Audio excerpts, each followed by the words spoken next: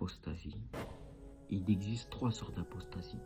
Donc une personne peut sortir de l'islam par une mauvaise croyance, par un acte, par une parole. Aujourd'hui, nous allons nous focaliser sur la croyance. Comme l'imam Ar-Razali a dit, l'adoration n'est valable qu'après avoir connu celui qui mérite d'être adoré.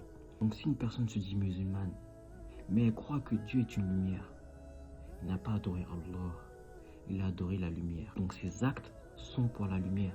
Si un chrétien est attiré par l'islam parce qu'il a vu que les musulmans ont un bon comportement et qu'ils gardent les liens avec les proches parents, cette personne dit les 2 témoignages, mais il s'avère que dans son cœur, il croit que Jésus c'est Dieu. Sa croyance n'est pas conforme. Même si ça fait 20 ans il se dit musulman, il n'est pas musulman. Sa croyance n'est pas conforme avec celle du messager de Allah.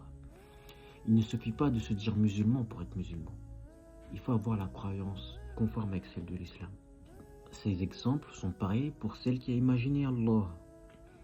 Les savants ont dit quoi? Quoi que tu imagines dans ton esprit, Allah en est différent. Lorsque tu vas imaginer une chose, tu vas l'imaginer avec une couleur, une forme, même un endroit. Tout cela, ce sont des caractéristiques propres aux créatures. Allah en est différent. Allah est le créateur de toutes ces choses-là. Allah dit dans le Coran, et il crée toutes choses. Il a créé le ciel, la terre, le paradis, l'enfer, l'obscurité, la lumière, les hommes, les djinns, le trône. Dieu, il n'en a pas besoin.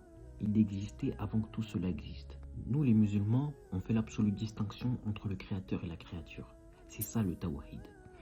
Les musulmans ne disent pas que Dieu est dans le ciel ou qu'il habite le trône, ou qu'il est établi sur le trône.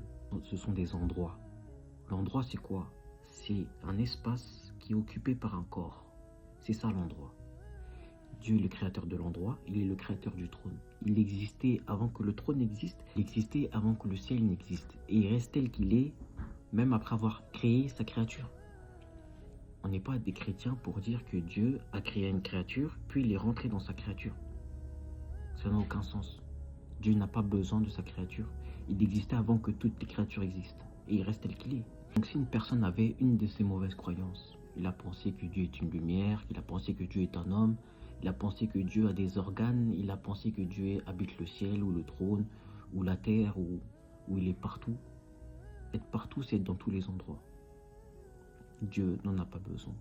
Donc la personne doit corriger sa mauvaise croyance et dire les 2 témoignages. Ashhadu an la ilaha illallah wa ashhadu anna Muhammadar Rasulullah.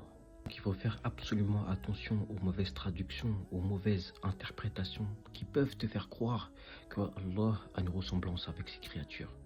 Quand Allah dit « Laysa kamithlihi shay'», rien n'est tel que lui, il n'a absolument aucune ressemblance avec ses créatures. Qu'Allah nous facilite. Assalamu alaikum.